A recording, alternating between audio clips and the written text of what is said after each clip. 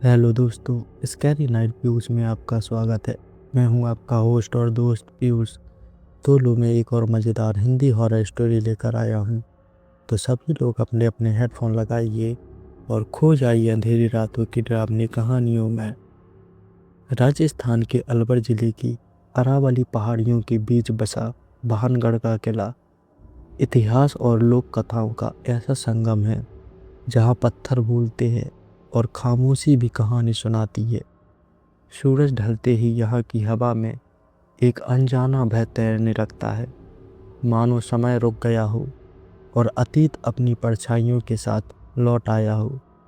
कहा जाता है कि भानगढ़ भारत की सबसे डरावनी जगहों में से एक है। इसकी दीवारों, गलियों और खंडहरों में एक तांत्रिक के श्राप की गूंज आज भी सुनाई देती है। यह कथा उसी श्राप, प्रेम, अहंकार और विनाश की है। एक ऐसी दास्तान जो सदियों से लोगों की रूह में सिहरन भर देती है। कभी भानगढ़ वैभव, संगीत और उत्सवों से भरा एक समृद्ध नगर था। कहा जाता है कि इसे आमेर के शासक राजा भगवंत दास के पुत्र माधव सिंह ने 17वीं शताब्दी में बसाया। नगर की योजना इतनी सुव्यवस्थित थी कि बाजारों से लेकर महलों तक सब कुछ एक लय में रचा गया था।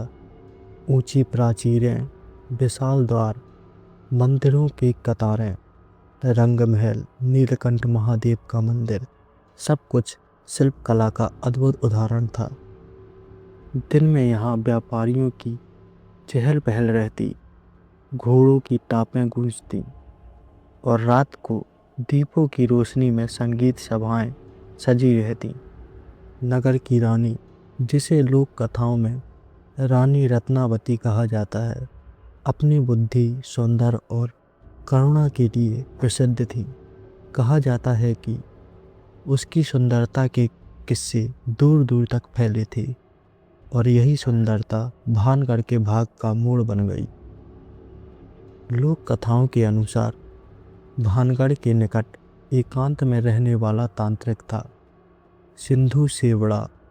वह विद्या में प्रवीण, परंतु अहंकार और वासना से ग्रस्त था। उसकी दृष्टि जब पहली बार रानी रत्नावती पर पड़ी तो वह मोह में डूब गया।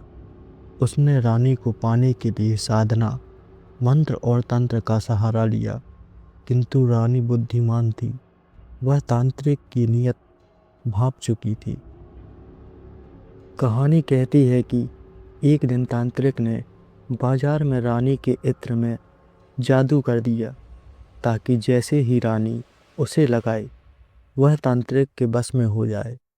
पर रानी ने इत्र की शीशी पहचान ली और उसे एक पत्थर पर उछाल दिया। मंत्रबद्ध इत्र पत्थर से टकराते ही पलटा और तांत्रिक की ओर लुढ़क गया। उसी क्षण तांत्रिक का अंत हो गया। पर मरते मरते उसने भानगढ़ को श्राप दे दिया। कहा जाता है कि तांत्रिक के अंतिम शब्द हवा में तैर गए। जिस नगर ने मेरे प्रेम का उपहास किया वह नष्ट होगा। जहाँ आज हंसी गूंजती है वहाँ कल सन्नाटा बचेगा। भानगढ़ तू उजड़ेगा और तेरी आत्माएं चैन न पाएंगी। इन शब्दों के साथ ही आकाश में बादल घिर आए, हवा तेज चलने लगी और मानो समय ने करवट ले ली। कुछ ही समय बाद भानगढ़ पर आपदा टूटी। लोक कथाएं अलग अलग घटनाओं का वर्णन करती हैं, कहीं युद्ध, कहीं महामारी और कहीं अकाल। एक कथा कहती है कि पड़ोसी राज्य से हमला हुआ और नगर उजड़ गया। दूसरी कथा में रातों रात लोग गायब हो गए, मानो धरती ने उन्हें निगल लिया हो। कहा जाता है कि जिस रात विनाश आया उस रात किले में अजीब आवाज़ें गूंजी, घुंघरुओं की झनकार, स्त्रियों की चीखें, बच्चों की पुकार। सुबह हुई तो नगर वीरान था, दरवाजे खुले थे पर भीतर कोई नहीं। समय बीतता गया, पर भानगढ़ की खामोशी गहरी होती चली गई। स्थानीय लोग कहते हैं कि सूर्य अस्त के बाद किले में प्रवेश करने वाला कोई व्यक्ति वापस नहीं लौटा। कुछ ने परछाइयाँ देखी, कुछ ने किसी के चलने की आवाज़ें सुनी, तो कुछ ने महसूस किया कि कोई अदृश्य शक्ति उनका पीछा कर रही है। भारतीय पुरातत्व सर्वेक्षण ने भी चेतावनी बोर्ड लगाए। सूर्य अस्त के बाद और सूर्य उदय के पहले प्रवेश वर्जित। यह चेतावनी और रहस्य को और गहरा कर देती है। रानी रत्नावती केवल अपनी सुंदरता के लिए ही नहीं, बल्कि अपनी तीव्र बुद्धि, साहस और आत्मसम्मान के लिए भी प्रसिद्ध थी। कहा जाता है कि वह ज्योतिष, आयुर्वेद और तंत्र मंत्र का भी अच्छा ज्ञान रखती थी। भानगढ़ के लोग उसे देवी समान मानते थे। रत्नावती का जन्म एक शुभ नक्षत्र में हुआ था। ज्योतिषियों ने भविष्यवाणी की थी कि यह कन्या या तो राज्य को स्वर्ग युग में ले जाएगी या फिर विनाश का कारण बनेगी। राजा ने उसे अत्यंत संरक्षण में पाला। बचपन से ही उसे शास्त्र, शस्त्र और नीति तीनों की शिक्षा दी गई।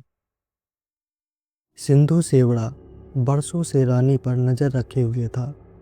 वह जानता था कि सामान्य उपायों से रानी को वश में करना असंभव है, इसलिए उसने काले तंत्र का सहारा लिया।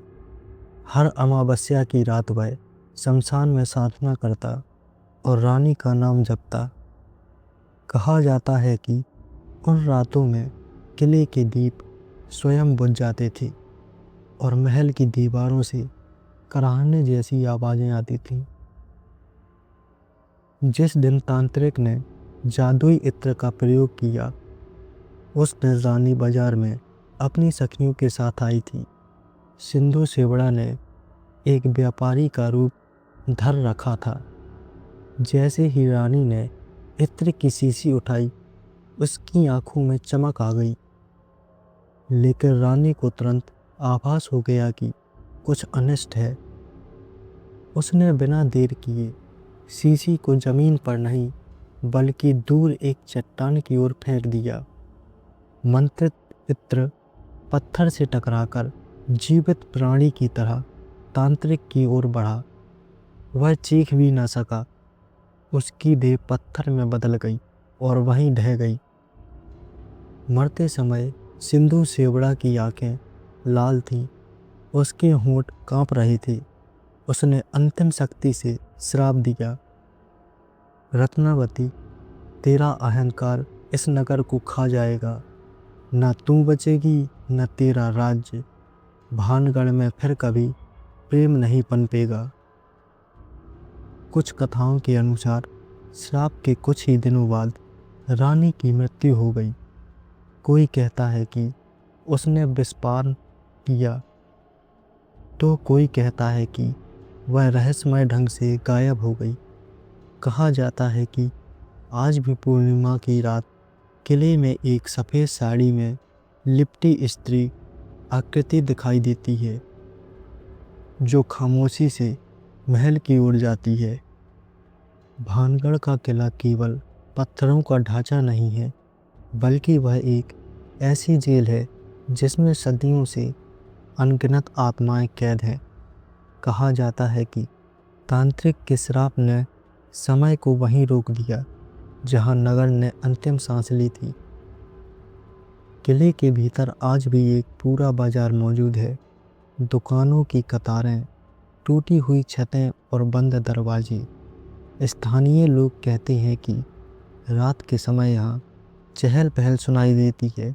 सिक्कों की खनक, सौदेबाजी की फुसफुसाहट और अचानक किसी दुकान का पट खुलने की आवाज़, सब कुछ पर दिखाई देता है केवल अंधेरा।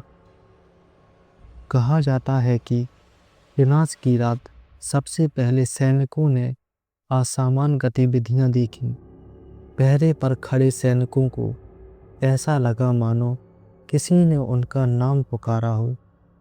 आज भी कई लोगों ने बताया है किले की प्राचीर पर रात में भारी कदमों की आवाज़ आती है, जैसे कोई रंग महल के पास अक्सर घुंघरूओं की आवाज़ सुनाई देने की कथाएं प्रचलित हैं। कहा जाता है कि ये वे नर्तकियाँ थीं जो विनाश की रात महल में प्रस्तुति दे रही थीं। उनकी नृत्य साधना अधूरी रह गई और आत्माएं वहीं अटक गई। सबसे भयावह अनुभव बच्चों की आवाज़ों से जुड़ा है। कई यात्रियों ने दावा किया है कि उन्होंने माँ की धीमी पुकार सुनी। जब भी उस दिशा में बढ़ी तो ठंडक बढ़ गई और हवा भारी हो गई, मानो किसी ने चेतावनी दी हो कि आगे बढ़ना मृत्यु को बुलाना है। किले के एक हिस्से में एक ऐसा कमरा है जिसे स्थानीय लोग बंद कोठरी कहते हैं। कहा जाता है कि जो भी वहां अकेले गया वह मानसिक रूप से अस्थिर हो गया। दीवारों पर खरोंचों के निशान हैं, मानो किसी ने भीतर से बाहर निकलने की कोशिश की है। भानगढ़ में प्रवेश करने वाले कई लोगों ने समय के भ्रम की बात कही है। घड़ी अचानक रुक जाना, मोबाइल का काम न करना और कुछ मिनटों का स्मृति से गायब हो जाना, ये सब अनुभव इस जगह को और रहस्यमय बना देते हैं। समय बदला, युग बदला, विज्ञान ने प्रगति की, पर भानगढ़ का रहस्य वैसा ही रहा। मोबाइल, कैमरे और ड्रोन के युग में भी यह किला आज तक अपने डर को साबित करता आया है। आधुनिक समय में दर्ज हुए अनुभव इस बात की गवाही देते हैं कि भानगढ़ केवल कहानी नहीं, एक जीवित भय है। सालों पहले कुछ कॉलेज छात्र रोमांच की तलाश में सूर्य अस्त के बाद किले में छिप गए। उनका मानना था कि भूत प्रेत केवल अंधविश्वास है। जैसे ही रात गहरी हुई, उन्होंने ऊपर से किसी के दौड़ने की आवाज़ सुनी। अचानक एक छात्र चिल्लाया। उसकी पीठ पर नाखूनों जैसे निशान उभर आए थे। सुबह होते होते वे किसी तरह बाहर निकले, पर उनमें से एक छात्र महीनों तक बोल नहीं सका। डॉक्टरों के अनुसार वह ट्रॉमा था, पर छात्र आज भी कहता है कि उसने एक स्त्री की लाल आंखें देखी थी। कई फोटोग्राफरों ने दावा किया है कि उनके कैमरों में ऐसी आकृतियां कैद हुईं जो नंगी आंखों से नहीं दिखती थीं। तस्वीरें लेते समय सब सामान्य था, पर बाद में तस्वीरों में खिड़कियों के पास खड़ी परछाइयां दिखाई दी। एएसआई द्वारा लगाया गया बोर्ड केवल औपचारिकता नहीं माना जाता। स्थानीय कर्मचारियों का कहना है कि कई बार उन्होंने स्वयं रात में किले से आती आवाज़ें सुनी हैं। एक चौकीदार ने बताया कि उसने देखा मानो कोई दिया अपने आप जल उठा और फिर बुझ गया। आसपास के गांवों में आज भी लोग सूर्य अस्त के बाद इस दिशा में जाने से बचते हैं। उनका मानना है कि जो आत्माएं मुक्त नहीं हुई, वे राहगीरों को भ्रमित करती हैं। कई लोगों ने बताया कि उन्हें किले के पास रास्ता भटकने का अनुभव हुआ, जबकि वे बरसों से उसी मार्ग से गुजरते रहे थे। वैज्ञानिक इन घटनाओं को मानसिक भ्रम, इंफ्रासाउंड और वातावरणीय प्रभाव बताते हैं। पर सवाल यह है, क्या हर व्यक्ति एक ही भ्रम देख सकता है? क्या सदियों पुरानी कथाएं और आधुनिक अनुभव महज संयोग है? भानगढ़ की कहानी सदियों से दो धाराओं में बहती रही है, एक इतिहास की और दूसरी लोक कथा की। प्रश्न यह नहीं है कि कौन सी धारा सत्य है, बल्कि यह है कि क्या दोनों एक दूसरे से पूरी तरह अलग हैं। इतिहासकारों के अनुसार भानगढ़ का पतन राजनीतिक और सैन्य कारणों से हुआ। पड़ोसी राज्यों से संघर्ष, व्यापार मार्गों का बदलना और संसाधनों की कमी, इन सब ने नगर को धीरे धीरे निर्जन बना दिया। किसी एक रात में सब कुछ नष्ट हुआ, इसके ठोस प्रमाण नहीं मिले, लेकिन इतिहास यह भी स्वीकार करता है कि नगर का परित्याग असामान्य रूप से तेज था। मंदिर, बाजार और मकान ऐसे छोड़ दिए गए जैसे लोग अचानक चले गए हों। लोक कथाएं तांत्रिक के श्राप को इस तेज विनाश का कारण मानती हैं। रानी रत्नावती का अदृश्य होना, सैनिकों की आत्माओं और रात की आवाज़ें, ये सब उसी श्राप के लक्षण बताए जाती हैं। ग्रामीणों का मानना है कि श्राप ने लोगों के मन में भय भर दिया और भय ने नगर को खाली करा दिया। आज भी भानगढ़ में कोई स्थायी रूप से नहीं रहता। सूर्य अस्त के बाद किले में प्रवेश पर रोक केवल नियम नहीं, बल्कि स्वीकृति है कि यहाँ कुछ असामान्य है। कई साधुओं का मानना है कि जब तक रानी रत्नावती और नगर की आत्माओं को शांति नहीं मिलती, तब तक भानगढ़ अधूरा रहेगा। कल्पना कीजिए, पूर्णिमा की रात, चांदनी में नहाया किला, टूटी हुई खिड़की से झांकती परछाई और हवा में गूंजती एक धीमी आवाज़, यह स्थान मेरा है। यहाँ समय नहीं चलता। और फिर सन्नाटा।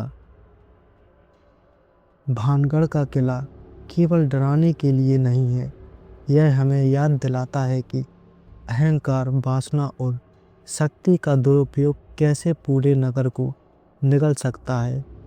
चाहे आप इसे श्राप माने या इतिहास, भानगढ़ आज भी खड़ा है गवाह बनकर। लेकिन भानगढ़ का रहस्य कभी समाप्त नहीं होता। ऐसे ही मनोरंजक कहानी सुनने के लिए हमारे चैनल को सब्सक्राइब करें, और आपको इस कहानी में जो भी पार्ट अच्छा लगा हो तो कमेंट करके ज़रूर बताइएगा। मैं फिर मिलूँगा एक और सच्ची और डरावनी कहानी के साथ। अलविदा।